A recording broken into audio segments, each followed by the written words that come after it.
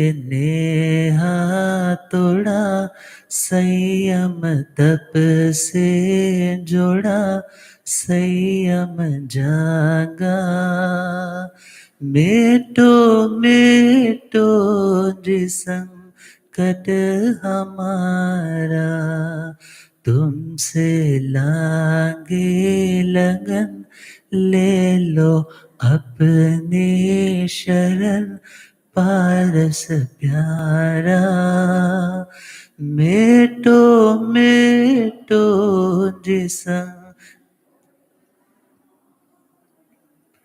अनंत अनंत शांति के निकेतन शासनपति भगवान महावीर स्वामी के पावन चरणवृंदों में हार्दिक भावना वंदन नमन।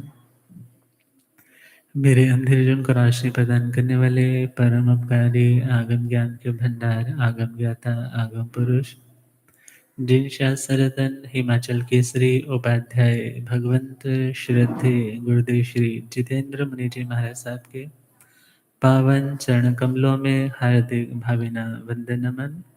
आदरणीय सेवा भावी श्री प्रशमित मुनि जी और श्री कल्प सूत्र की वाचना श्रवण करने वाले सभी मुमुक्षु भव्य आत्माओं, 23वें तीर्थंकर पुरुषादानीय प्रभु श्री पार्श्वनाथ जी का संक्षिप्त जीवन परिचय, उनकी साधना, उनका केवल ज्ञान, निर्वाण का महोत्सव, उसका वर्णन सुनाया जा रहा है। प्राणत देवलोक से प्रभु पार्श्वनाथ जी का च्यवन हुआ। माता वामा देवी के गर्भ में पधारे। 9 महीने और 7.5 दिन के बाद माता वामा देवी ने सुकोमल शुभ लक्षणों वाले पुत्र रतन को जन्म दिया। जिस तरह प्रभु महावीर की माता ने 14 महासपने देखे थे, सिमिलरली यहाँ पर भी माता 14 सपने देख करके जागृत होती है, पतिदेव को बताती है। शुभ फल पतिदेव के द्वारा बताया जाता है और पुनः स्वपन पाठकों से उन शुभ सपनों का फल जाना जाता है और उसके बाद पुत्र जन्म का महोत्सव चलता है, नामकरण होता है, पार्श्वनाथ नाम रखा जाता है, पार्श्व कुमार नाम रखा जाता है। और समय के साथ साथ वृद्धिंगत हो रहे हैं, जिनके 5 ही कल्याण विशाखा नक्षत्र में आएंगे। च्यवन और गर्भ कल्याणक भी विशाखा नक्षत्र में, जन्म कल्याणक भी विशाखा नक्षत्र में।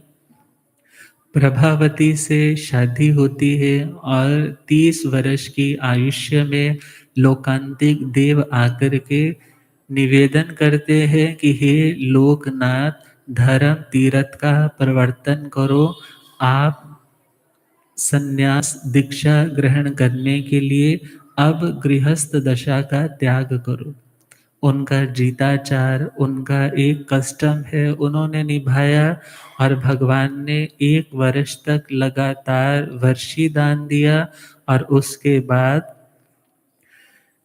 दीक्षा का वो पावन पुनीत अवसर भी आ गया, जब माता पिता की आज्ञा लेकर के भगवान श्री पार्श्वनाथ, जो अभी कुमार पार्श्व है, उन्होंने दीक्षा के समय अठम तप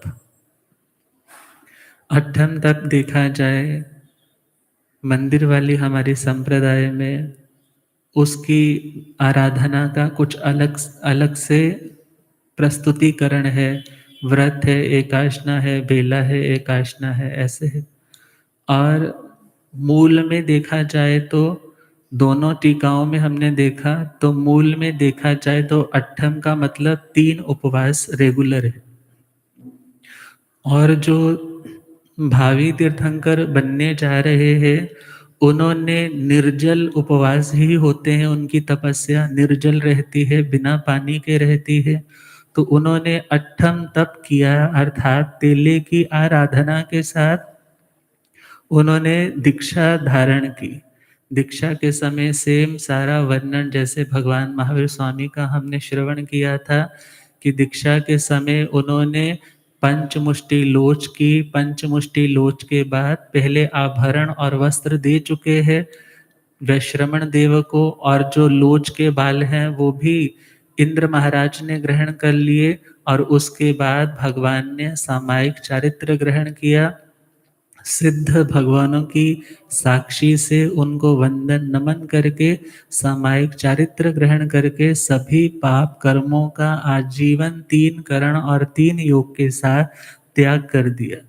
और जब त्याग किया और उसके बाद वो साधना के मार्ग पर अग्रसर हो रहे हैं, अभिग्रह धारण किया कि मैं समता रखूंगा, सहनशीलता रखूंगा, किसी भी प्रकार का मनुष्य संबंधी, त्रियंच संबंधी या देवी देवता संबंधी कोई भी कष्ट परिशह उपसर्ग आएगा तो मैं उसका प्रतिकार नहीं करूंगा, देह के प्रति ममता आसक्ति मूर्छा नहीं रखूंगा। और इस साधना के मार्ग पर बढ़ते बढ़ते भगवान श्री पारसनाथ जी जो 83 दिन तक छदमस्त अवस्था में रहे, 83 डेज, और 83 दिन जैसे ही पूरे हुए और 84वें दिन भगवान पारसनाथ जी निरावरण, आवरणों से रहित केवल ज्ञान और केवल दर्शन के अधिकारी बन गए। अब उनके लिए कुछ भी अज्ञात, कुछ भी रहस्य, कुछ भी छुपा हुआ, कुछ भी सीक्रेट नहीं रहा। और जब ऐसी अवस्था आई वे अरिहंत तीर्थंकर बने और उन्होंने 4 तीर्थ साधु साध्वी श्रावक और श्राविका इन चारों तीर्थों की स्थापना की। और उनके प्रमुख जो गणधर है शुभदत्त, 8 गणधर है और 8 ही गण है जिनकी वाचना आगे चलती है। और इस प्रकार साधना करते करते जब साधना के दीक्षा के बाद 70 इयर्स कंप्लीट होने को है, क्योंकि 30 साल गृहस्थ अवस्था और 70 साल उनकी साधना के, और उस साधना में देखा जाए उन्होंने भिन्न भिन्न प्रकार की तपस्याएं भी की। देह के प्रति आसक्ति को तोड़ने के लिए, आत्मा की साधना के लिए, कर्मों की रज को, मैल को दूर करने के लिए, क्योंकि अभी 4 कर्म तो घाती तो क्षय है, परंतु वेदनीय आयु नाम और गोत्र अभिशेष है। और बहुत से लोगों ने प्रश्न यह भी किया था कि गुरुदेव यदि भगवान महावीर स्वामी पर इतने कष्ट आए तो फिर वो भगवान ही कैसे, क्योंकि केवल ज्ञान के बाद भी उन पर कष्ट आ रहे हैं, तो समझ में नहीं आ रहा। तो ध्यान देना, अरिहंत दशा 4 घाती कर्म क्षय होने से आती है, परंतु अघाती कर्मों में वेदनीय कर्म अभी इंक्लूडेड है। और वे वेदनीय कर्म सुख रूप भी हो सकता है, दुख रूप भी हो सकता है। और कहते हैं 23 तीर्थंकर भगवंतों के कर्म एक और भगवान महावीर स्वामी के कर्म एक और, फिर भी वे कर्म भगवान महावीर स्वामी के उनसे कई गुना ज्यादा थे। इसलिए उन्होंने अपने कर्मों को काटने के लिए लाट देश में भी गए, अनारे देश में भी विचरण किया, और उन परीक्षाओं को समता से सहन करते हुए केवल ज्ञान, केवल दर्शन को पाया। तो इसी प्रकार प्रभु पार्श्वनाथ जी ने भी अपने धर्म संघ की स्थापना की।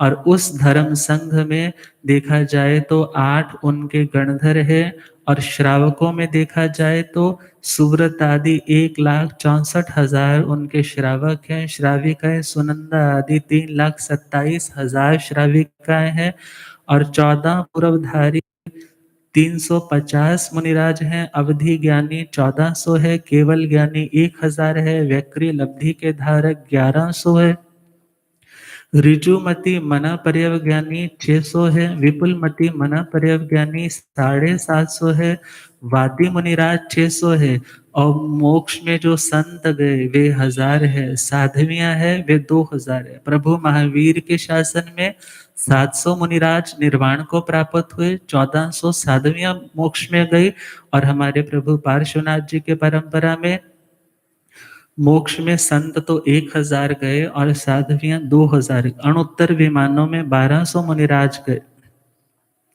और इस प्रकार प्रभु पार्श्वनाथ जी जिन्होंने अपनी आयुष्य टोटल जो 100 वर्ष है और अंतिम समय जब आ रहा है तो सम्मेद शिखर पर 33 साधुओं के साथ जाकर के उन्होंने दोनों भुजाओं को फैला करके कायोत्सर्ग की मुद्रा में खड़े हैं। 1 महीने का चौबिहारी संलेखना बोलो, संधारा बोलो, क्वेश्चन कर देते हैं महाराज। जैसे सामान्य साधु साध्वियाँ श्रावक श्राविकाएं संधारा लेते हैं तो क्या तीर्थंकर भगवान भी संधारा लेते हैं? तो वहां देखना होगा कि भगवान ने जब अनशन लिया है तो और कायस्वर की मुद्रा में है तो वहां पर अलग से कहने की आवश्यकता नहीं कि उन्होंने संलेखना संधारा लिया, बल्कि उनका तो संलेखना समाधि मरण की तैयारी तो चल ही रही। तो इस प्रकार अपने आयुष्य के 100 वर्ष पूरे करके सम्मेद शिखर पर 33 साधुओं के साथ श्री पार्श्वनाथ भगवान सिद्ध हुए, बुद्ध हुए, मुक्त हुए, शाश्वत सिद्धि गति को प्राप्त हुए, जहाँ पर जाना तो है मगर आना नहीं। और ऐसे प्रभु पार्श्वनाथ जी के संघ के आर्य शुभदत्त आदि 16,000 मुनिराज हैं, साध्वियाँ पुष्प चूला जी आदि प्रमुख 38,000 साध्वियाँ हैं। और इसमें एक विशेष पॉइंट आता है युगांतकृत भूमि और पर्यायांतर कृत भूमि। युगांतकृत भूमि का मतलब है भगवान के निर्वाण के कितने समय तक ये पटावली चलती रही, मीन्स निर्वाण जाने की, तो वो युगांतकृत भूमि है। अर्थात जो युग पुरुष है उनकी पटावली कब तक चली, तो बोला 4 पीढ़ी तक चली। और उसके बाद पर्यायांतरकृत भूमि का मतलब है जब भगवान ने तीर्थ की स्थापना की तो उनके तीर्थ स्थापना के बाद केवल ज्ञान के बाद कितने सालों में, कितने समय के बाद कोई केवल ज्ञानी मोक्षगामी बना, तो उसका बताया है 3 वर्ष। और भगवान महावीर स्वामी के युगांतकृत भूमि में बताया है तीसरे पाठ तक ये परंपरा चली। पहला पाठ भगवान महावीर स्वामी का, दूसरा पाठ आर्य श्री सुधर्मा स्वामी जी का, तीसरा पाठ आर्य श्री जम्बू स्वामी जी का। उसके बाद केवल ज्ञान का विच्छिन्न लोप हो गया। और पर्यायांतरकृत भूमि 4 वर्ष के बाद केवल ज्ञान होना स्टार्ट हो गया, बट नाम नहीं आता किनको हुआ, परंतु पर्यायांतकृत भूमि और युगांतकृत भूमि ये समझना अनिवार्य है, क्योंकि ये कल्प सूत्र में आया है। और इसके आगे हम चले तो भगवान श्री अरिष्ट नेमि जी का संक्षिप्त जीवन परिचय आ रहा है। तो भगवान श्री अरिष्ट नेमि जी जिनका 25वां अपराजित विमान अणुत्तर विमान आते हैं, और उन अणुत्तर विमानों में 25वां जो अपराजित विमान है जहां 32 सागरोपम की उत्कृष्ट स्थिति है, और वहां वो स्थिति और भव का जब क्षय हुआ और उसके बाद प्रभु का च्यवन, अर्थात वहां से नीचे की ओर आना हुआ, च्यवन बताया था। और च्यवन के बाद कहाँ पधारे? नगर है शौरीपुर, पिता है समुद्र विजय जी, माता है शिवा देवी जी। और माता शिवा देवी जी की कोख में प्रभु का आगमन हुआ। च्यवन होने से पहले उन्हें पता है मेरा च्यवन होगा। च्यवन जब हो रहा है उन्हें नहीं पता मेरा च्यवन हो रहा है। जब च्यवन हो चुका, माता के गर्भ में आ चुके, तब भी वे जानते हैं कि मेरा च्यवन हो चुका है। और माता शिवा देवी ने उसी प्रकार 14 महासपने देखे, और 14 महासपनों का फल जानने के लिए पतिदेव के सम्मुख आई। और वहां से अगले ही सुबह फिर स्वपन पाठकों से उन सपनों का महाफल जाना। गर्भ की रक्षा के लिए साधना में देवगुरु धर्म के प्रति अपनी सभी क्रियाओं को बड़ी रुचि पूर्वक कर रही है, और समय के साथ साथ गर्भ का पालन पोषण हो रहा है। और एक समय पर गर्भ से प्रसव अर्थात जन्म भी हुआ। और जब जन्म है तो देखा जाए जन्म कल्याण का नक्षत्र भी चित्रा है, च्यवन कल्याण का भी नक्षत्र चित्रा है। और जब दीक्षा लेंगे तब भी चित्रा नक्षत्र होगा, और जब केवल ज्ञान होगा तब भी चित्रा नक्षत्र होगा, जब निर्वाण होगा तब भी चित्रा नक्षत्र होगा। तो ऐसे प्रभु श्री अरिष्ट नेमि जी, जिनके लिए बहुत-बहुत वैराग्य की बातें हम सुनते हैं कि राजीमती के साथ इनका शादी का श्री कृष्ण वासुदेव आदि ने मिलकर के क्या विचार बनाया कि हम इन्हें दुनियादारी में लेकर के आना चाहते हैं। भले वे जानते थे क्योंकि श्री कृष्ण जी इनके चाचा के बेटे हैं और चाचा के बेटे हैं, परंतु ये वासुदेव है और वे भावी तीर्थंकर है। और तीर्थंकरों का जो बल होता है वो वासुदेव क्या चक्रवर्तियों से भी अनंत गुना ज़्यादा होता है। और बचपन की घटनाओं में आता है कि एक बार वे उनकी आयुधशाला में, शस्त्रशाला में श्री अरिष्टनेमि जी प्रवेश करते हैं और वहाँ पर जो पंचजन्य शंख है, उसको बजाने की तैयारी के लिए हाथ आगे बढ़ाते हैं। तो वहाँ का जो आयुधशाला का रक्षक है, कृष्णचारु, वे कहता है तुम्हारे से तो ये शंख उठाया भी नहीं जाएगा, बजाने की बात तो बहुत दूर की। परंतु उन्होंने तो बिल्कुल ऐसे ही उठाया जैसे किसी रुई को उठाते हैं। उठाया और जैसे ही बजाया और उधर से सब और त्राहि-त्राहि हो गई, ये अचानक कौन बजा रहा है? ये शंख श्री कृष्ण वासुदेव ने जब सुना और मन में शंका उत्पन्न हुई कि क्या कोई दूसरा यहाँ पर वासुदेव आ गया? और आकर के जब देखा, अरे ये तो मेरा छोटा भैया ही ऐसा बजा रहा है। और उसको और टेस्ट करने के लिए लेकर के आए और कहने लगे, अच्छा हम मल्ल युद्ध करते हैं। जैसे आजकल बचपन में बोलते हैं ना बॉक्सिंग करते हैं या मान लो थंब की फाइटिंग करते हैं, तो वे तो 3 ज्ञान के धारक हैं। क्योंकि जितने भी तीर्थंकर भगवंत होते हैं जन्म से 3 ज्ञान के धारक और दीक्षा लेते सार ही मना पर्यव ज्ञान, चौथे ज्ञान के धारक। और जब केवल ज्ञान हो गया तो देखा जाए तो पांचों ज्ञान, चारों ज्ञान उसी में इंक्लूड हो गए केवल ज्ञान रूपी समुद्र में। और जैसे ही उन्होंने अपने अवधि ज्ञान से जाना कि अरे ये तो मेरा प्रहार सह नहीं पाएंगे, तो उन्होंने बोला चलो हम बाजू से ऐसे वाली फाइटिंग करते हैं जिसमें मैं बाजू उठाऊँगा तो आपने मेरी बाजू को नीचे करना और आप पहले बाजू उठाओगे तो मैं आपकी बाजू नीचे करूँगा। तो पहले श्री वासुदेव कृष्ण ने अपनी बाजू को अकड़ा करके ऐसे रखा कि ये तो बच्चा है, लटक जाएगा, ये तो इसको नीचे कर ही नहीं पाएगा। परंतु उन्होंने तो ऐसे नीचे कर दिया जैसे मान लो कोई घास का तिनका हो और जस्ट प्यार से ऐसे नीचे लगा दिया। और जैसे ही देखा रे तो अनंत बलि। और अब बारी किनकी आ रही है? अरिष्ट नेमि जी की। अब उन्होंने बाजू की और इधर से वासुदेव श्री कृष्ण पकड़ करके जोर से नीचे करना चाहते हैं, हिलने का नाम नहीं। और पूरा जोर लगा करके जैसे बच्चे लटक जाते हैं, कहते हैं वासुदेव श्री कृष्ण लटक गए परंतु उनकी बाजू हिली नहीं। अर्थात अब उन्होंने जान लिया ये अनंत बलशाली है और ये आने वाला कोई अवतारी पुरुष है। और समय के साथ-साथ पता सब कुछ होता है, फिर भी मोह के, माया के, ममता के जाल बिछाए ही जाते। और उन्होंने भी शादी की तैयारियां करनी शुरू कर दी कि हम शादी करवाना चाहते हैं। और राजीमती, राजुल, जिनके बारे में हम कितनी बार सुनते हैं कि रेवतक पर्वत पर कितनी बार घटना सुनते हैं, राजुल की नगरी को छोड़कर मोक्ष की नगरी में नेम चले गिरनार।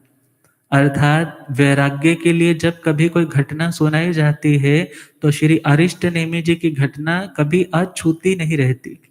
अर्थात श्री अरिष्ट नेमि जी ने यदि उस समय शादी से इनकार किया तो वहां पर कारण था, वहां पर पशुओं का वध होना था। क्योंकि अलग-अलग कैटेगरी के राजा महाराजा लोग भी आ रहे थे और उनकी प्रसन्नता के लिए वो क्रियाएं भी कर रहे थे।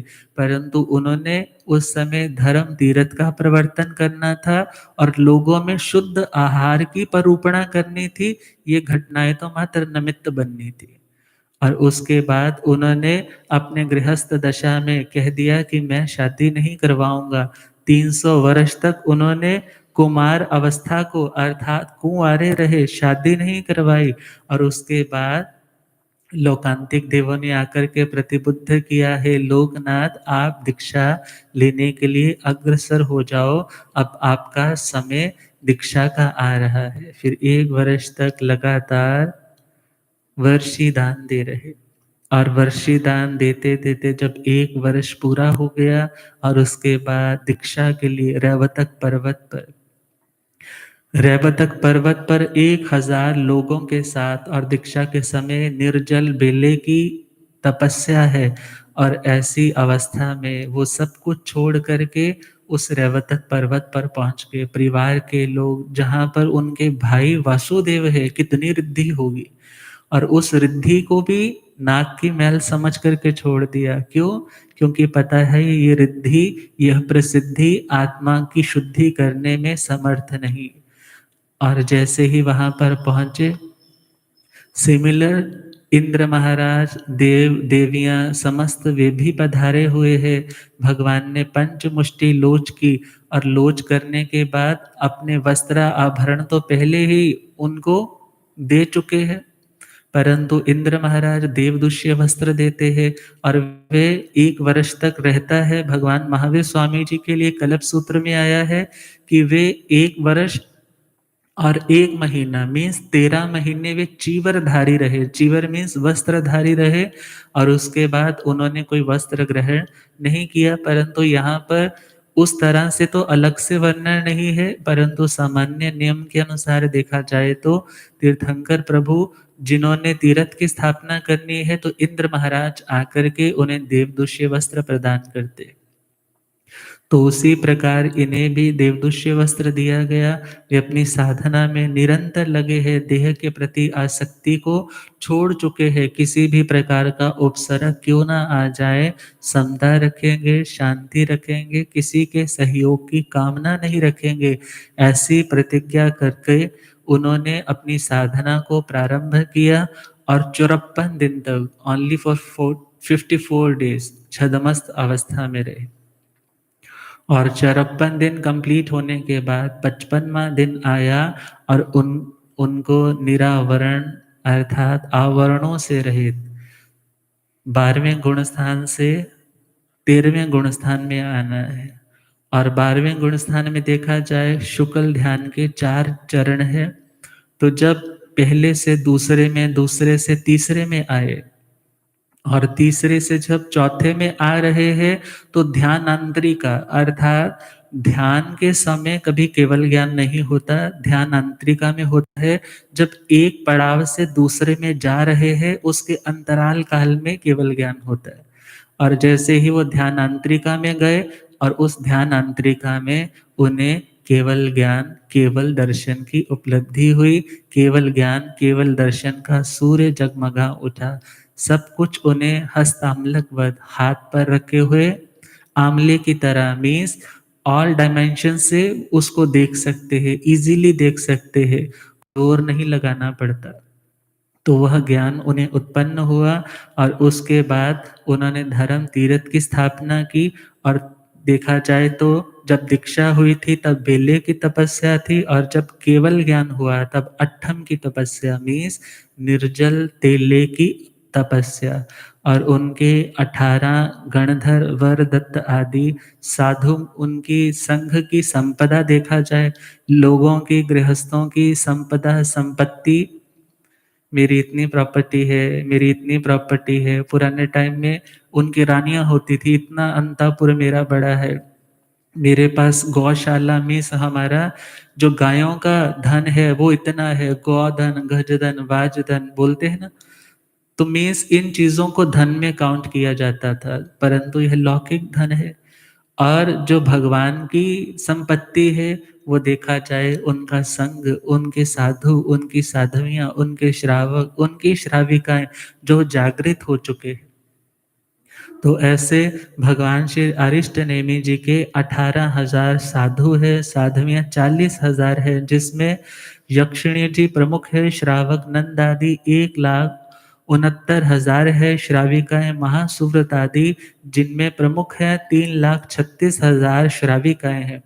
14 पूर्व 14 पुरों का गहन समुद्र जिन्होंने धारण किया है, ऐसे 1400 मुनिराज है। अवधि ज्ञानी 1500, केवल ज्ञानी 1500, व्यक्रि लब्धि वाले 1500, विपुल मति मना परिव ज्ञान वाले 1000, ऋजुमति विपुल मति मना परिव ज्ञान।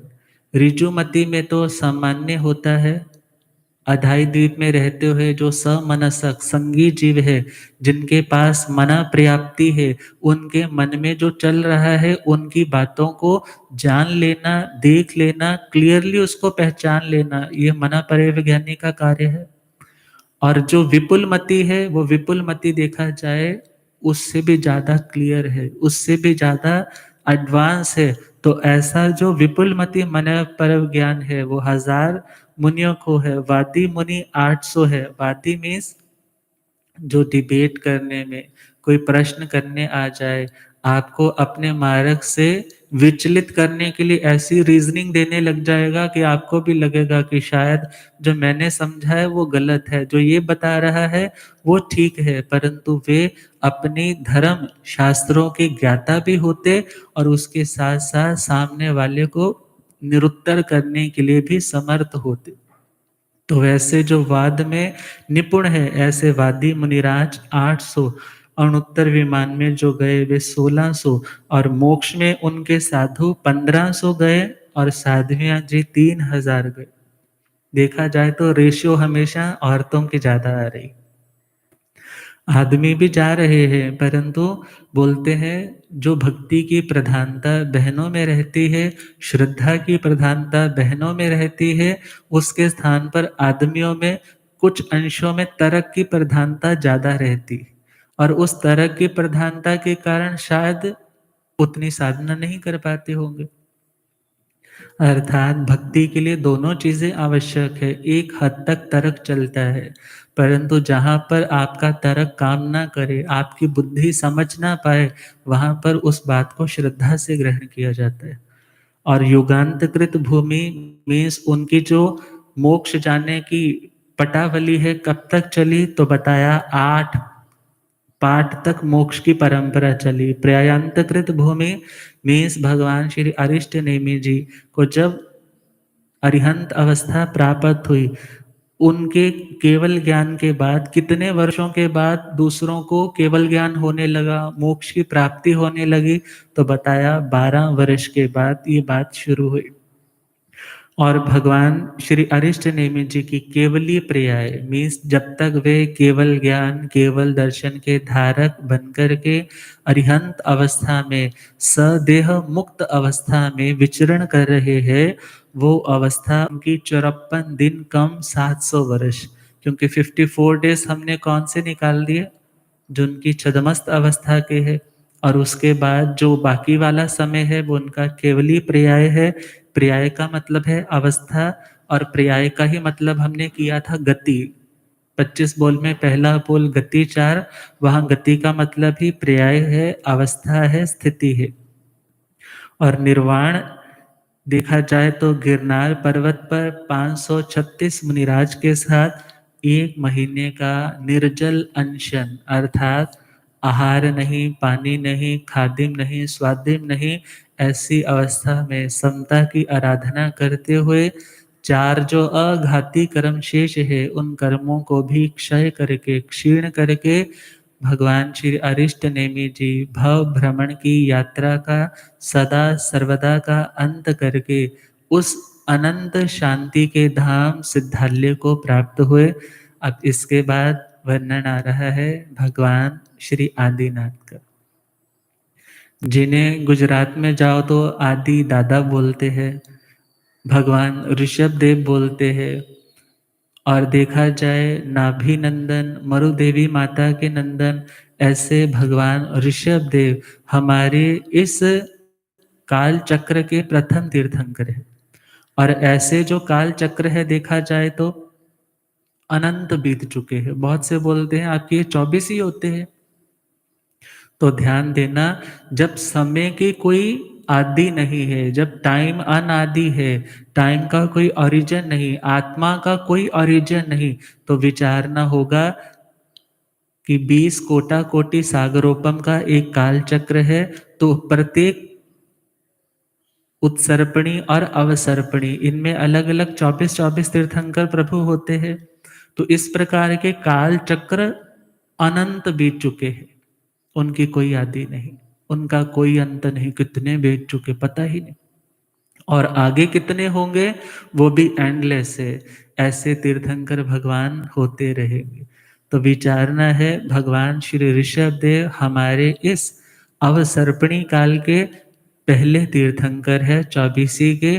और प्रभु श्री वर्धमान स्वामी, श्रवण भगवान महावीर स्वामी चरम तीर्थंकर मीन्स लास्ट वाले तीर्थंकर है, 24वें तीर्थंकर भगवान है। तो भगवान श्री ऋषभ देव जो सर्वार्थ सिद्ध विमान, सर्वार्थ सिद्ध विमान 26वां देवलोक, और उस 26वें देवलोक में 33 सागरोपम की उत्कृष्ट स्थिति है। और वहाँ पर अपनी भव स्थिति देखा जाए, अपना समय, अपनी स्थिति, वह जब संपूर्ण हो गई तो वह अपनी 33 सागरोपम की उत्कृष्ट आयुष्य को पूर्ण करके आजकल जिसको अयोध्या बोला जाता है, very famous city, Shri Ram जन्मभूमि के लिए प्रसिद्ध है। परंतु देखा जाए तो वह नगरी इतनी ऐतिहासिक है, इतनी हिस्टोरिकल है कि वह अयोध्या, वही वनीता, वही कौशलिक बोला जाता है। और वह देखा जाए हमारे प्रभु ऋषभ देव की नगरी। भगवान श्री ऋषभ देव का च्यवन जब हुआ तो माता मरु देवी और पिता नाभि कुलकर है, क्योंकि उस समय तक राजा बनाने की परंपरा नहीं है, कुलकर व्यवस्था चल रही है। और उस कुलकर व्यवस्था में जो उस समय के कुलकर है मीन्स उस समय की मर्यादाओं को सेट कर रहे हैं, रूल्स एंड रेगुलेशंस को फॉलो करवा रहे हैं, वह नाभि राजा है। और नाभि राजा जिनका कुल इक्ष्वाकु कुल है। और देखा जाए ऐसे कुल में भगवान ऋषभ देव जब उनका च्यवन हुआ तो उस समय उत्तराषाढ़ा नक्षत्र है। और जब जन्म हुआ सेम वही 14 महासपने देखे। और यहाँ पर एक अंतर आपको बताने जा रहे हैं। जब 14 महासपने देखे तो उस समय उन्होंने आकर के अपने पतिदेव से ही वो सपने बताए, और अगले दिन स्वपन पाठकों को नहीं बुलाया। क्यों? क्योंकि उस समय स्वपन पाठक नहीं थे। और इस कारण देखा जाए भगवान श्री ऋषभ देव ने ही 72 कलाएं पुरुषों की, 64 कलाएं स्त्रियों की, और 100 प्रकार का जो शिल्प कर्म है, इसके जो जन्मदाता है वो प्रभु ऋषभ देव थे। इसलिए अभी तक स्वपन पाठक नहीं है। और यह मूल पाठ में है कि उस समय जो सपने आए और उन्होंने नाभि राजा को सुनाए, और नाभि राजा ने अपनी बुद्धि के अनुसार, अपनी मेधा के अनुसार उन सपनों का महाफल महारानी मरु देवी जी को सुनाया। और यहाँ पर विचारना होगा कि जब उनको ये सपने आए तो इन सपनों में, जैसे हम बोलते हैं ना क्रम से, सीक्वेंस से, तो पहले गज का आता है, फिर वृषभ का आता है। परंतु यहाँ पर क्लियरली है जो उनको पहला सपना आया वह वृषभ का, बैल का आया। और उस बैल के सपने में माता ने मुख में प्रवेश करते हुए बैल को देखा, जिसके कारण नाम क्या रखा गया? श्री ऋषभ देव। और यह नहीं है कि सीक्वेंस वही सेम सपनों का रहता है, परंतु यहाँ पर क्लियरली लिखा गया है, शास्त्र के मूल पाठ में है कि जब उन्हें सपने आए तो पहला सपना सामान्य माताओं की अपेक्षा महारानी मरु देवी, महारानी हम इस दृष्टि से बोल रहे हैं क्योंकि उनका जो उस टाइम का वैभव है वो महारानियों जैसा है, बल्कि उस समय राजा रानी की व्यवस्था भी नहीं है। और जैसे ही समय पूरा हुआ और उसके बाद प्रभु आदिनाथ का जन्म हुआ, ऋषभ देव का जन्म हुआ, और जन्म के बाद नामकरण के दिन आया, परिवार वालों ने वही बातें माने, पहला सपना वो देखा तो नाम रखा गया ऋषभ देव। और जब नाम रखा तो इनके लिए 5 नाम शास्त्र में आते हैं कि इनके 5 नाम प्रसिद्ध हैं। पहला ऋषभ, दूसरा प्रथम राजा। पहले राजा कौन थे? भगवान श्री ऋषभ देव। फिर पहले प्रथम भिक्षाचर अर्थात पहले भिक्षुक, उससे पहले कोई साधु नहीं था, मीन्स इस काल में। तो पहले साधु कौन बने? श्री ऋषभ देव भगवान। फिर प्रथम जिन अर्थात जिनका मतलब है जिन्होंने राग और द्वेष को जीत लिया है, जिन्होंने अपने 4 घाती कर्मों को जीत लिया, ऐसे जो जिनेश्वर है, पहले जिनेश्वर कौन बने इस काल के? अवसर्पणी काल के श्री ऋषभ देव भगवान।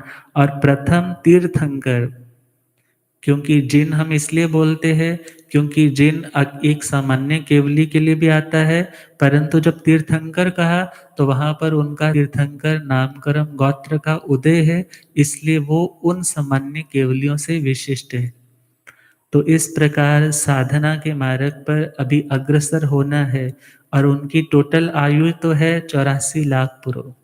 एक पूर्व देखा जाए तो 84 लाख का एक पूर्वांग है, 84 लाख को 84 लाख से मल्टीप्लाई करें, गुना करें तो एक पूर्व आता है। ऐसे 84 लाख पूर्व की उनकी आयुष्य है और उन्होंने 20 लाख पूर्व तक तो कुमार ब्रह्मचर्य अवस्था मीन्स अभी कुंवारे रहे और उसके बाद उनकी शादी हुई और 63 लाख पूर्व तक उन्होंने राज्यश्री का देखा जाए सभी व्यवस्थाओं को अच्छे से संभाल रहे हैं, प्रथम राजा बने।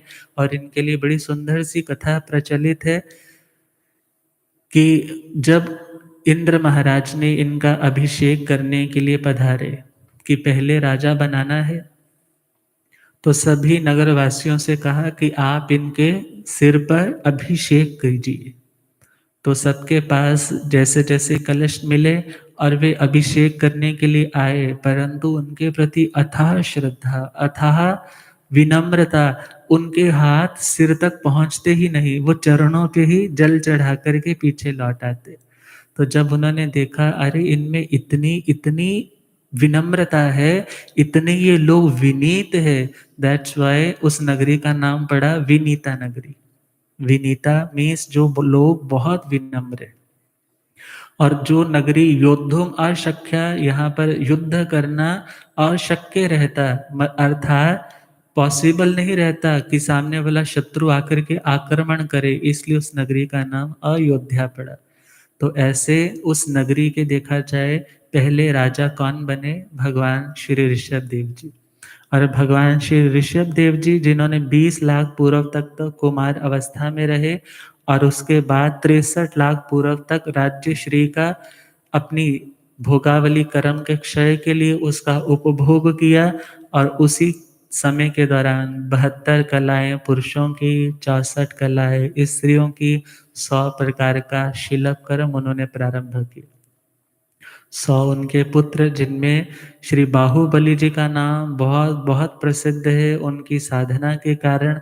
और किसी के अभिमान को छोड़ने की जब कभी बात की जाती है तब भी वही घटना सुनाई जाती है कि उनका केवल ज्ञान मात्र इस भावना के कारण रुक गया कि मैं अपने छोटे भाइयों को वंदन कैसे करूं, वो तो मेरे से छोटे हैं। तो जैसे ही वह अभिमान के हाथी से उतरे ब्राह्मी सुंदरी जी के उपदेश से, तो उसी समय उन्हें केवल ज्ञान हो गया। तो वह घटना देखा जाए हमारे प्रभु आदिनाथ जी के ही बेटे हैं श्री बाहुबली जी, और भरत चक्रवर्ती भी भगवान के बेटे हैं। और जो मरीचि जी थे वो भरत जी के आगे बेटे थे, जो हमारे 24वें तीर्थंकर श्रवण भगवान महावीर स्वामी के रूप में हमने जिनका वर्णन श्रवण किया था। तो इस प्रकार भगवान श्री आदिनाथ जी अभी तो टिल गृहस्थ अवस्था में है। तो जैसे जैसे समय कंप्लीट हो रहा है तो ब्राह्मी सुंदरी, ब्राह्मी लिपि जो आजकल सुना भी जाता है, ब्राह्मी लिपि देखा जाए यह ब्राह्मी लिपि उन्हीं के नाम से, अर्थात इसका ओरिजिन बहुत पुरातन है। देखा जाए कोई चीज मिट्टी में दब जाती है, बार बार मिट्टी पड़ती जाती, लगता है वो चीज नष्ट होगी, नष्ट नहीं है, बल्कि बोला जाता है अदर्शनम लोपः। जिस चीज का दर्शन नहीं होता, दिख नहीं रही, वो चीज लुप्त हुई ऐसा बोला जाता है, परंतु उसकी सत्ता तो है, एग्जिस्टेंस तो है। और वह जो चीज़ें उन्होंने बताई है, समय-समय पर जो लोग उस मिट्टी को हटाते हैं, बोलते हैं हमने इन्वेंशन की है, हमने ये नई चीज़ दी है, परंतु नया कुछ भी नहीं। देखा जाए तो वह ब्राह्मी जी के नाम पर ब्राह्मी लिपि है, सुंदरी जी के नाम पर गणित विद्या का आविष्कार हुआ। तो इस प्रकार चलते-चलते भगवान श्री ऋषभ देव जो हमारे लिए देखा जाए हमारे लिए तो भगवान है, उस समय की पर्याय के वर्णन के अनुसार भावी भगवान है, भावी तीर्थंकर है, तो उन्होंने अपने 100 बेटों को बड़ा अच्छे से उनका प्रॉपर्टी का विभाजन किया। साधु बनना है, साधु बनना अपने कर्तव्यों से डर कर के कायरों की तरह निकलना नहीं है। बल्कि यदि अपना कर्तव्य है, अपनी ज़िम्मेदारी है, उसको अच्छे से निभाया। मैं यदि पिता हूँ, तो बच्चों को अच्छे से बँटवारा करके आऊँ कि कल को उनको किसी भी तरह की तकलीफ़, मुश्किल ना पड़े। तो उन्हें अपने 100 बेटों को अपनी जितनी प्रॉपर्टी थी और वे सारी प्रॉपर्टी उनको सुपुर्द की, उनको दे दी और उसके बाद उन्होंने दीक्षा के लिए तैयारी की। दीक्षा की तैयारी से पहले देखा जाए वही 1 वर्ष वर्षीदान का लोकांतिक देवों ने पहले आकर के उन्हें एक तरह से रिमाइंडर दिया और भगवान ने 1 वर्ष तक निरंतर वर्षीदान दिया और वर्षीदान देने के बाद सिद्धार्थ वन उद्यान में अशोक वृक्ष के नीचे आकर के उन्होंने 4000 पुरुषों के साथ चौविहारी छठ अर्थात बेले की तपस्या है और उस समय उन्होंने नमो सिद्धाणं सव्वं पावकम्म अकरणिजं में सभी पाप कर्म मेरे लिए अकरणीय है ऐसी प्रतिज्ञा लेकर के उन्होंने जावजीवन अर्थात सामायिक व्रत को अंगीकार किया और यह प्रतिज्ञा की कि मैं देह की आसक्ति से ऊपर उठ करके प्रत्येक परिशः उपसर्ग को समता से सहन करूँगा। 1000 वर्ष बीत गया छद्मस्त अवस्था में जब तक उन्हें केवल ज्ञान नहीं हुआ और 1000 वर्ष बीतने के पश्चात उन्हें केवल ज्ञान, केवल दर्शन की उपलब्धि हुई। जब वे ध्यानांतरिका में प्रविष्ट थे अर्थात एक ध्यान से दूसरे ध्यान में जा रहे हैं, उसके बीच का जो अंतर मीन्स बीच का जो रास्ता है उसमें है, उस समय उन्हें केवल ज्ञान हुआ। पुरीमताल नगर के बाहर शकटमुख उद्यान है और उन्होंने फिर गणधर अर्थात जो उनके गण को, उनके तीरथ को आगे बढ़ाते हैं, ऐसे 84 गणधर बनाए जिनमें श्री ऋषभ सेन जी प्रमुख हैं। साधु देखा जाए तो 84,000 है, साध्वियाँ जिनमें सुंदरी जी प्रमुख हैं, उन्हीं की बेटी है, परंतु इतने वैराग्य के भावों से उन्होंने दीक्षा ली और 3 लाख साध्वियों की वो शिरोमणि है और श्रावक श्रेयांस जिनमें प्रमुख है 3,05,000 श्रावक है।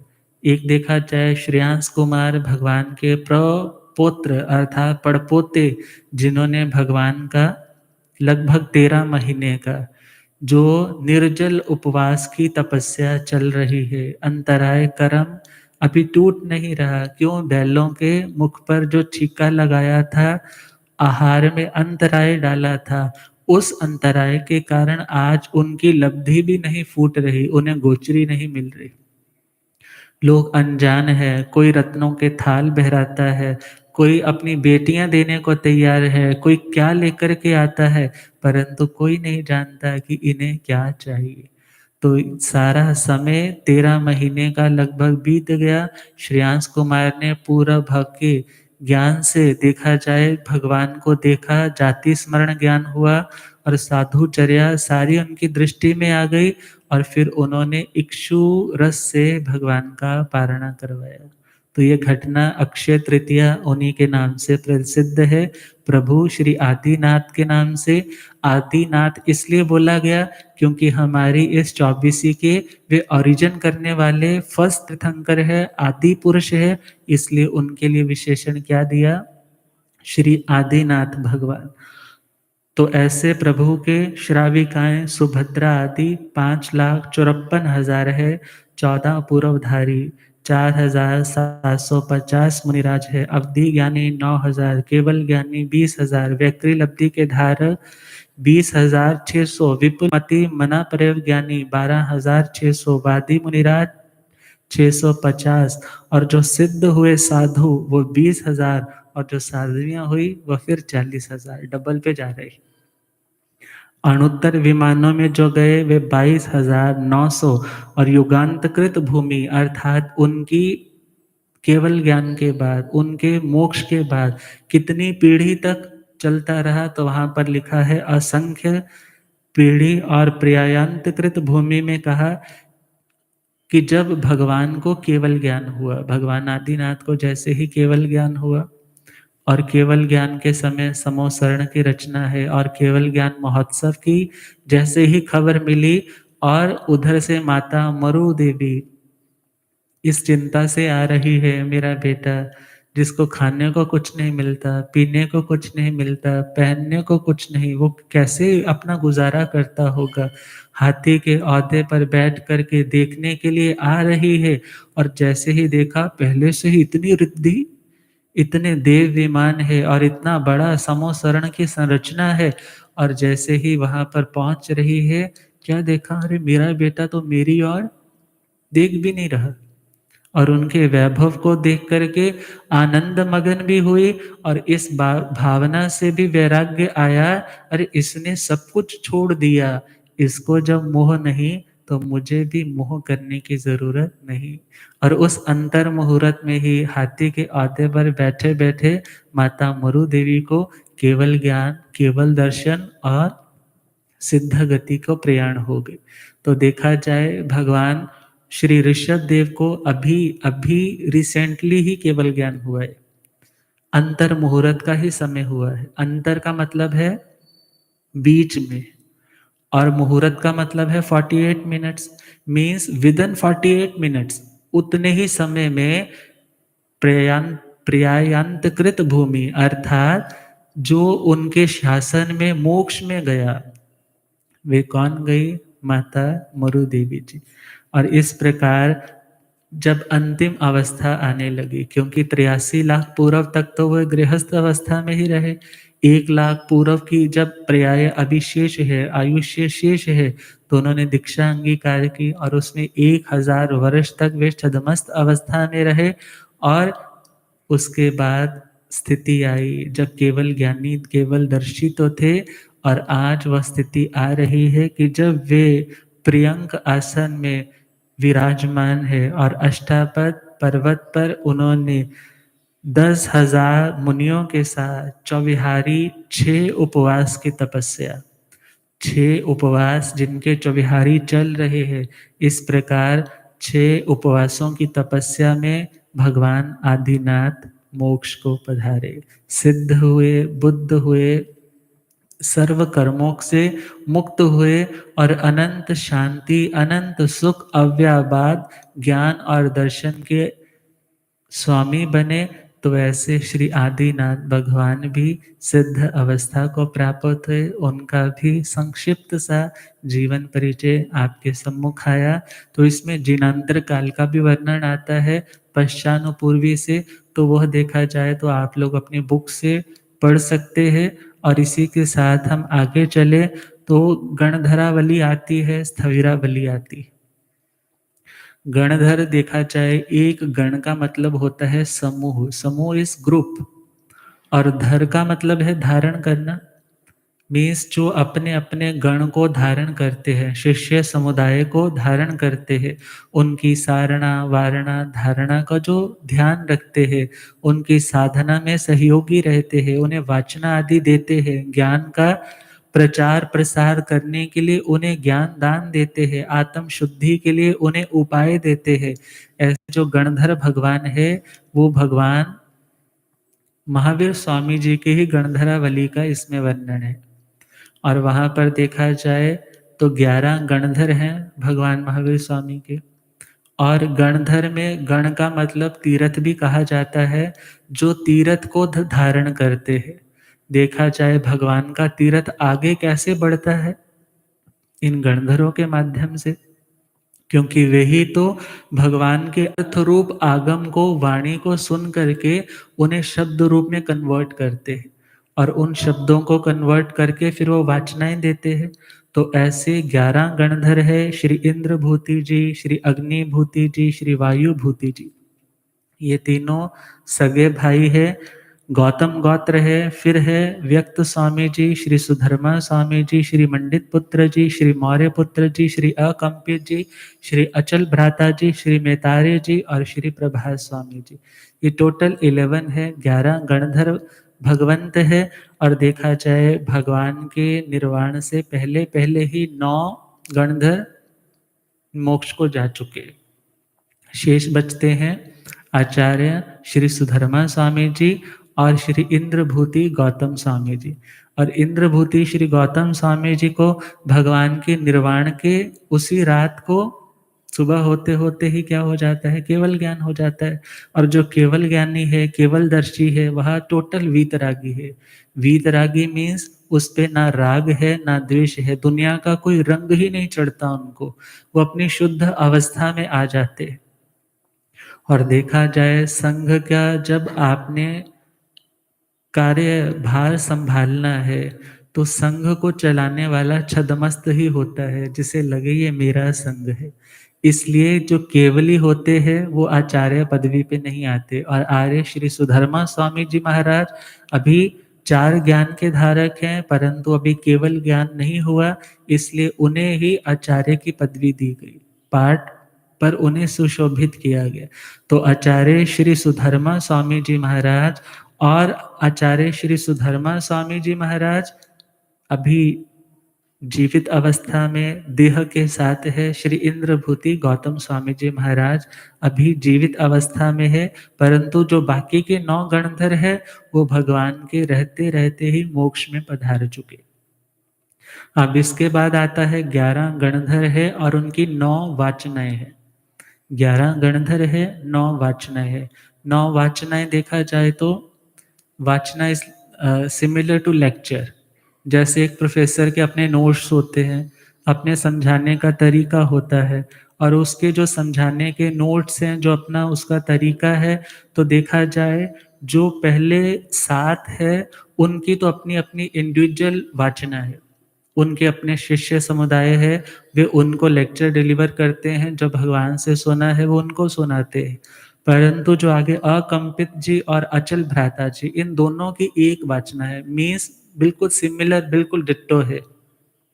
और मेतारे जी और श्री प्रभास जी स्वामी जी, इनकी वाचना में भी कोई भेद नहीं, कोई अंतर नहीं, समझाने में बताने में कोई अंतर नहीं।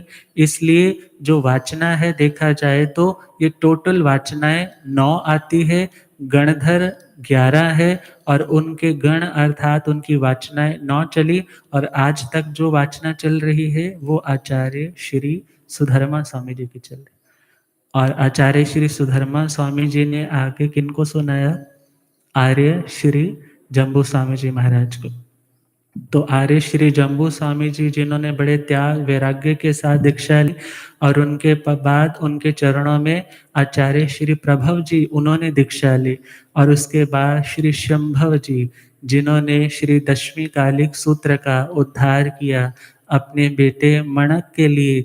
जब उनकी आयुष्य का उन्हें ज्ञान हुआ कि इसकी उम्र तो बहुत थोड़ी रह गई, इसका कल्याण कैसे हो पाएगा, तो उन्होंने, पूर्वों का ज्ञान है इसलिए उन्होंने उस समय दशमी कालिक सूत्र का उद्धार किया। आगे चले तो आचार्य श्री यशोभद्र जी, उसके आगे श्री संभूत विजय जी, आचार्य श्री भद्र बाहु जी, आचार्य श्री स्थूली भद्र जी, आचार्य श्री महागिरी जी, आचार्य श्री सुहस्ती जी, आचार्य श्री सुस्थित जी। आगे चलते चलते चलते चलते पहुंच जाते हैं आचार्य श्री देवर्धि गणी क्षमा श्रवण जी, जिन्होंने वल्लभी में आकर के इन सभी वाचनाओं के भेद को मिटा करके अपने आचार्यों से कॉन्फ्रेंस करके, मीट करके, उनसे डिस्कशन करके एक फाइनल वाचना तक पहुंचे।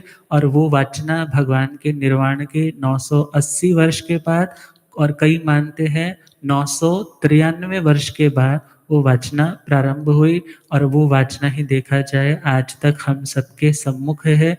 हम सब उसको ही पढ़ रहे हैं, सुन रहे हैं, चिंतन मनन कर रहे हैं।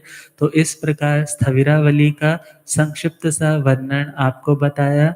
स्थविर किसे कहते हैं? जो स्थिर होता है। स्थविर किसे बोलते हैं? जो स्थिर होता है, अपनी साधना के मार्ग पर कभी डावाडोल नहीं होते। और जो अन्य व्यक्ति है, जो चंचल चित्त वाला है, जो व्यक्ति विचलित हो रहा है, उसे भी जो स्टेबिलिटी देते हैं, उसे भी जो स्थिर करते हैं, उन्हें क्या बोला जाता है? स्थविर। इसलिए छोटे-छोटे संत ये जब कभी बड़े बनते हैं, तो वे क्या कहते हैं? यूँ ही ना चल फिर के ये तर्ज सुखन पाया है। तर्ज़े सुखन का मतलब है ये सुख की घड़ियाँ।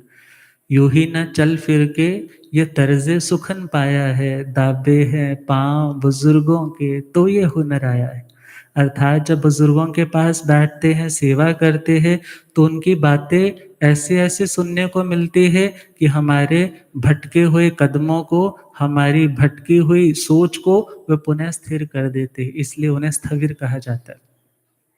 तो कोई आयुष्य से स्थविर है, कोई ज्ञान से स्थविर है और कोई दीक्षा प्रयास से स्थविर है।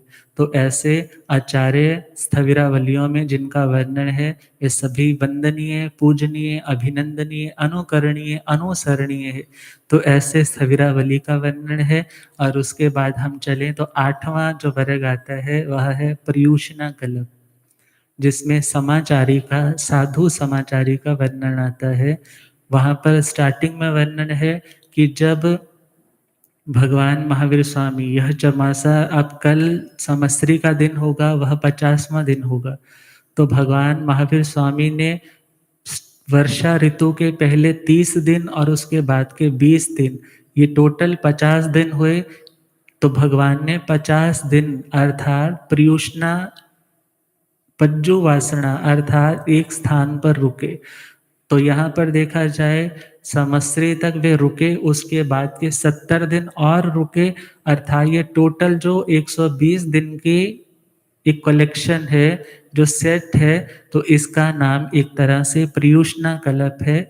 इस समय पुराना समय होता था तो लोग आरंभ समारंभ करते, बारिश आने वाली है तो हरी-हरी पत्तियाँ आदि ला कर के अपनी झोंपड़ियों के ऊपर सेट करते, नालियाँ खोदते, बारिश आएगी हमारे भीतर, हमारे घर खराब हो जाएँगे, तो उससे पहले ही उनको पक्का करने लग जाते कि पानी खड़ा ना हो जाए और चूना आदि से, चूने आदि की मिट्टी से उसको पोतने लग जाते। तो भगवान सोचते कि यदि हम किसी अलग-अलग स्थानों पर जाएँगे तो हमारे निमित्त से ये सब आरंभ समारंभ क्रियाएँ लगेंगी। इसलिए भगवान ने अन्य स्थानों पर जाना छोड़ कर के एक स्थान पर रुकना स्वीकार किया। और देखा जाए इस वर्षा ऋतु में सामान्य की अपेक्षा अधिक रूप से जीवों की उत्पत्ति होती है। 8 प्रकार के सूक्ष्मों का इसमें वर्णन आता है, जो सामान्य दृष्टि से दृष्टिगोचर अर्थात हमारे लिए विज़न में नहीं आते और उनकी यतना पालने के लिए हमें एक स्थान पर रहना चाहिए। और आगे बढ़े तो वर्षा ऋतु में जठराग्नि भी मंद हो जाती है। पाचन शक्ति, हमारा जो डाइजेस्टिव सिस्टम है वो वीक होने लग जाता है और इस दौरान अच्छे डायटीशियन बोलते हैं कि you should avoid green vegetables, even green fruits also. आप इस दौरान हरी सब्जियां मत खाओ, हरे फ्रूट्स मत खाओ। कारण क्या? इनमें भी जीवों की उत्पत्ति सामान्य की अपेक्षा बढ़ जाती है और आगे चले तो मंद जठराग्नि है, इसलिए बोलते हैं कम खाओ या तपस्या में लग जाओ। ये देखा जाए हमारा लॉजिकल पॉइंट ऑफ व्यू है, परंतु शास्त्र में तो जीव यतना, विराधना से बचना, यही उद्देश्य लेकर के तपस्या अंगीकार की जाती है। श्री आचार्य सूत्र में 21 प्रकार के धोवन पानी का वर्णन है, तो यहाँ पर 3-3 प्रकार के अलग-अलग धोवन का, कि पानी कैसा लेना चाहिए उसका वर्णन आता है। और इसी के साथ गोचरी का वर्णन है कि यदि एक साधु अन्य साधु के निमित्त से जो रोगी है, ग्लान है, उसके लिए गोचरी लेने जाता है, तो जितनी उसको चाहिए उतनी ही लेकर के आए, उससे ज़्यादा अपने निमित्त से ना लेकर के आए, क्योंकि गुरु की आज्ञा उस संत के लिए लेकर आने की है। यदि आपकी भी आज्ञा ली होती तो लेकर आ सकते हैं, वरना गुरु अदत्त का दोष लगता है। इन चीज़ों का भी बड़ी सूक्ष्मता से इस लास्ट वाले वर्ग में वर्णन है। और देखा जाए तो एक विशेष वर्णन और है। हो सकता है लोग कहें महाराज जी आजकल तो फॉलो होता नहीं। एक व्रत है तो बोला अगले दिन पारणे में एक समय घोषरी पर जाए, और यदि ज़्यादा आवश्यकता पड़े तो दूसरी बार जाए। बेला किया है तो 2 बार जाए, तेला किया है तो 3 बार जाए, परंतु यह अवस्था चौथे आर्य की। ये अवस्था कब की चल रही है? चौथे आर्य की। और अब इस टाइम कौन-सा चल रहा है? 5वां आरा। और पुद्गलों में उनके रसों में हीनता के कारण बोला जाता है जब 5वां आरा आता है तो व्यक्ति का भोजन बार-बार करने की इच्छा, शरीर की आवश्यकता बार-बार, क्यों? क्योंकि उन पुद्गलों में रस नहीं, और रस ना होने के कारण उसमें ताकत नहीं, इसलिए बार-बार भोजन ग्रहण करना पड़ा। और इसी के अनुसार आगे बढ़ें तो इसमें जो सबसे सॉलिड पॉइंट है, साधना के लिए सबसे बड़ा जो आधार है, वो भगवान ने बताया, जो उव समयी तस अत्थि आराहणा, जो न उव समयी तस नत्थि आराहणा। जो व्यक्ति उपशांत रहता है, प्रतिकार नहीं करता, परिशः उपसर्ग, कोई प्रतिकूल परिस्थिति कैसी भी क्यों ना आ जाए, जो व्यक्ति शांत रहता है वह व्यक्ति आराधक है। मीन्स अपनी सिद्धि गति के लिए वह व्यक्ति आगे निरंतर बढ़ता है। और जो व्यक्ति उपशांत नहीं रहता, क्रोध में, आवेश में, शाप आदि देने की भावना में रुद्र रूप धारण कर लेता है, उसकी आराधना नहीं बल्कि उसकी विराधना है। वह अपने लक्ष्य को सिद्ध नहीं कर पाता, और जिन्हें अपने लक्ष्य को सिद्ध करना है उन्हें शांत रहना है। इसीलिए संवत्सरी महापर्व हमें क्षमा का पाठ पढ़ाता है, शांत रहने का पाठ पढ़ाता है, क्योंकि कहा जाता है revenge shall do good nobody, seek peace and forgive one another. और लिखने वाले ने बड़ा खूब लिखा है, गलतियों से जुदा तू भी नहीं और मैं भी नहीं। क्योंकि हमें फ्रस्ट्रेशन, एंग्जाइटी या चिंता या गुस्सा कब आता है? जब हमें सामने वाले की बात अपने से विपरीत लगती। परंतु लिखने वाले ने क्या समाधान दिया? गलतियों से जुदा तू भी नहीं और मैं भी नहीं, दोनों इंसान है, खुदा तू भी नहीं और मैं भी नहीं। तू मुझे और मैं तुझे इल्ज़ाम देते हैं, मगर अपने अंदर झांकता तू भी नहीं, मैं भी नहीं। गलत फहमियों ने पैदा कर दी हैं आपस में दूरियां, गलत फहमियों ने पैदा कर दी है आपस में दूरियां, वरना फितरत का बुरा तू भी नहीं और मैं भी। इसी प्रकार हमारा यह कल्प सूत्र का वाचन संपूर्ण हुआ। कहने में, बोलने में, सुनाने में किसी प्रकार का अशुद्ध उच्चारण या अशुद्ध परूपणा हुई हो तो उसके लिए गुरुदेव की साक्षी से, अरिहंत देव परमात्मा की साक्षी से अनंत अनंत बार मिच्छामि दुक्कडम सौभाग्य रहा, पहली बार सुनाने का अवसर रहा। फिर भी त्रुटियां होना संभाव्य है। आगे से और मेहनत से और अच्छे से तैयारी रहे, और अच्छे से ये बातें हमारे पूर्ण जीवन में उतरे, इन्हीं भावनाओं के साथ ओम शांति।